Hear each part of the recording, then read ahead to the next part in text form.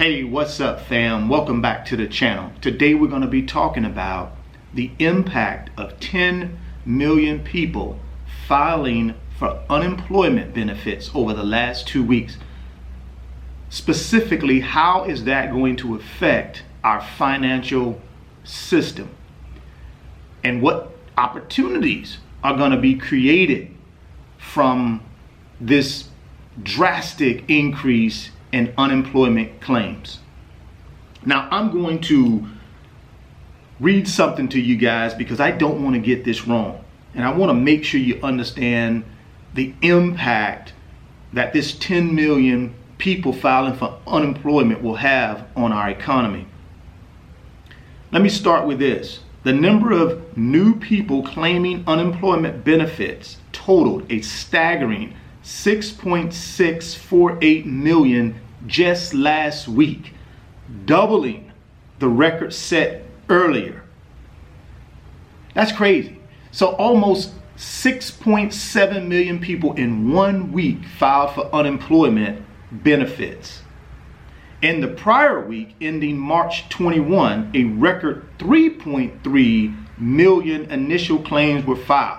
That's where you get your 10 million unemployment benefit claims being filed over the last 2 weeks. And that is just a staggering number, guys. Let's keep moving on here. In just 2 weeks, nearly all of the jobs gained in the last 5 years have been lost. And we're going to talk about why that number is so impactful here in just a few seconds. Much of the country has been ordered to stay home for at least several weeks to help fight the spread of the health situation. I'm not going to say the word though. That has forced most businesses to close, bringing the economy to a lurching halt and throwing millions of people out of work. That is also a big important statement as well. Nearly every state reporting on claims cited the pandemic's broad impact. States continue to identify increases related to, here's the industries that are right now being affected the most. Service industries, led by accommodation and food services. However, states' comment indicated a wider impact across industries. Now that's important as well. So what they're basically saying right now, the major industries that are being impacted by this pandemic is hospitality, like hotels and bed and breakfast, and also the food service industry. That's why you can't go to restaurants and sit down and eat out. You have to do takeout. So that's been affected as well. And obviously tourism has been affected. So those are your three big industries that have been affected thus far, but they're expecting that to expand to other industries. California had the most new claims filed with 878,000, followed by New York with 366,000, and then Pennsylvania totaled 405,000 claims for unemployment benefits. Analysts said the numbers for the earlier week would have been even higher, but many states' employment sites were overwhelmed, making it difficult to apply. Basically, the websites were crashing, so people were trying to sign up. The numbers would have been higher, but with the websites crashing from all the unemployment sites state by state, it didn't allow more people to apply for this unemployment benefits. Here's another big one. The unemployment rate, which has been at a nearly 50-year low of 3.5%, is expected to shoot up to 15%. That's a huge number, guys. And that's what I wanted to just kind of set the stage for what I'm about to tell you as it relates to opportunities that are going to be creating itself. Now, obviously, with the unemployment rate expected to go from 3.5%, which is a 50-year low, all the way up to 15%, that is unheard of. That's going to create a second wave of panic and fear in our financial system. You're going to see stocks decline again sharply when these numbers come out, the unemployment numbers come out. You're going to also see real estate start to decline as well, maybe even faster than I originally thought. I thought real estate would start declining in about 90 to 180 days, but I think when these unemployment numbers come out, and if they're anywhere near 15%, it's going to immediately impact real estate and real estate prices. So what does that mean for people in general? Well, I think what you're going to start seeing happen is people are going to start transitioning their assets from hard assets like real estate and stocks and things like that to cash. Because again, panic and fear is going to set in, and when that happens, people typically want to take whatever they can and put it to safety, which is cash. So you're going to see that starting to happen as well. Also, you're going to start seeing real estate starting to sell, because what's happening is if people are cash poor and all of their cash in essence is tied up in real estate, they're going to need to sell that real estate in order to create cash to be able to live, especially with unemployment at 15%. So I think there's going to be opportunity for people who are well positioned and understand that real estate is a great way to build wealth. If you're positioned properly, you're going to be able to take advantage of this unfortunate situation and be able to buy real estate assets at a drastically deep discount. One thing I will caution you though is don't over leverage yourself in these types of times, because things are changing so quickly. You don't want to have yourself cash poor but real estate rich, or stock market rich but cash poor. Always keep a level of cash on the sideline between 6 to 12 months of your expenses, so that if something does happen, you got at least 6 to 12 months of your expenses tucked away in cash.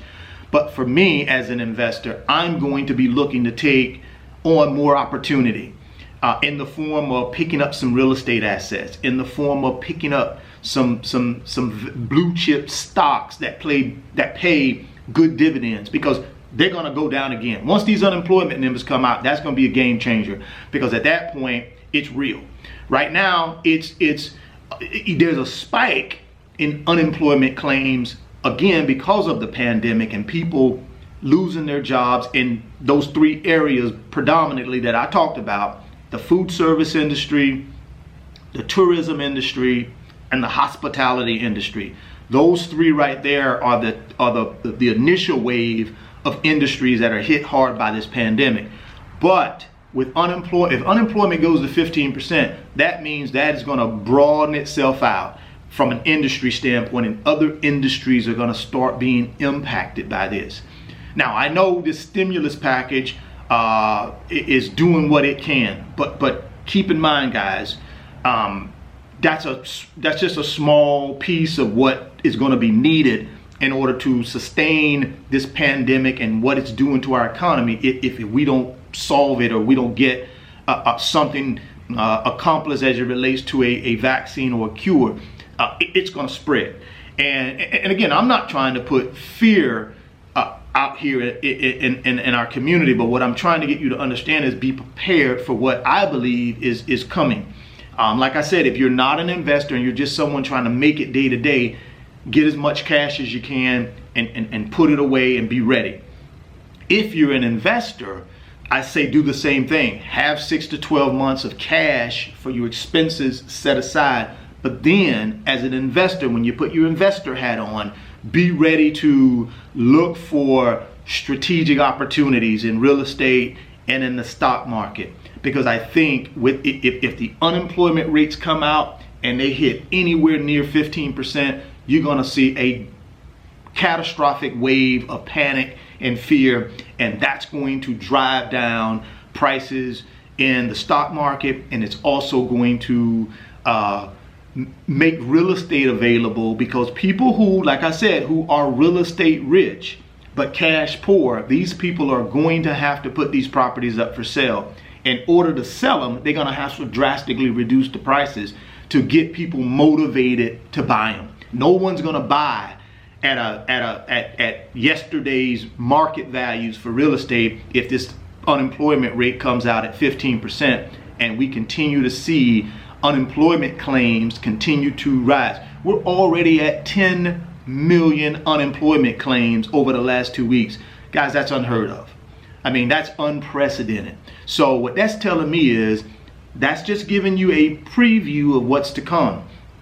And again, the people who get out of this thing with assets that are going to be worth more than what they paid for them today, tomorrow, are the people who stay calm and they're prepared. The people over here who are panicking and unprepared are the ones who are going to be in trouble. And I would tell you as an investor, please make sure you're over here in this calm and prepared. And the way you do that is by having a plan and being able to stick with that plan. So be ready, be prepared. I'm hoping it doesn't get to 15% because I know what that means for our economy if it does. But unfortunately, if it does get there, as investors, we got to be ready to be able to look at opportunities and take on those opportunities. But again, don't over leverage. Only do what you're financially capable of doing. Don't stretch it. Always keep that emergency fund ready 6 to 12 months, but be ready to take advantage of some opportunity. All right, guys, drop me some comments. What do you think about this 10 million people filing for unemployment benefits over the last 2 weeks? And also, what do you think about a 15% unemployment rate in our country, which is unheard of? Drop me some comments. Let's discuss this in the community, and certainly there will be people that'll need some advice. So guys, be kind. Don't be cruel. Be kind in the comments, and let's help one another. My goal today was just to let you know what I think is going to be coming, and as investors, are we ready to look at opportunities? And I hope we are. Again, cash. Get your cash together. If you don't have it together, get it together if possible. Guys, stay safe, and I will catch you guys on tomorrow's video. If you're stopping by the channel for the first time, please consider subscribing, share the video, and smash the like button. It helps the channel and it helps me too. Thoughts become things. If you can see it in your mind, you can hold it in your hands. You guys keep chasing your greatness and always believe in yourself. And I'll catch you on the next video. Peace.